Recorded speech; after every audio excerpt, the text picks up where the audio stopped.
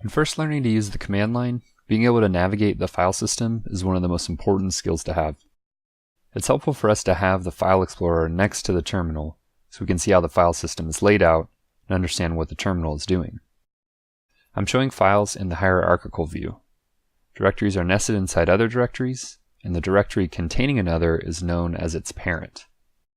To start out, we can use pwd to tell where we are. pwd stands for Print Working Directory. It will spit out the path to our current location, and we see that we're in what's known as the home directory. We can also use ls, which if you said it out loud sounds like lists or lists. It'll tell us the list of files or directories in the current directory.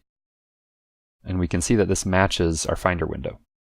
If you want to see hidden files, ls-a will show all files.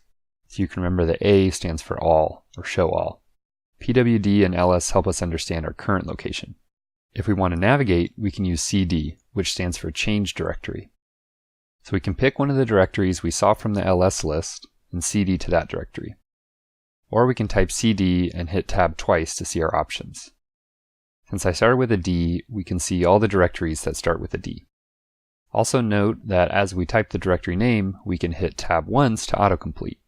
As soon as there's only one match, the autocomplete fills the whole directory name.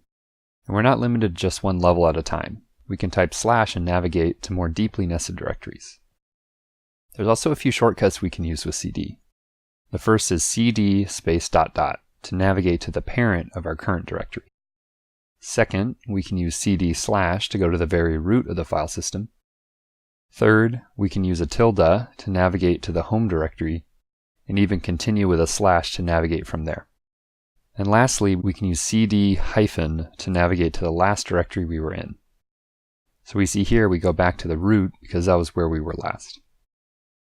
So to recap, pwd and ls are used to tell us about our current location in the file system, and cd is used to navigate. We can double tab to see the options for completing our command, and single tab to autocomplete. We learned some useful shortcuts for getting to the root and home directories or going back to our last location.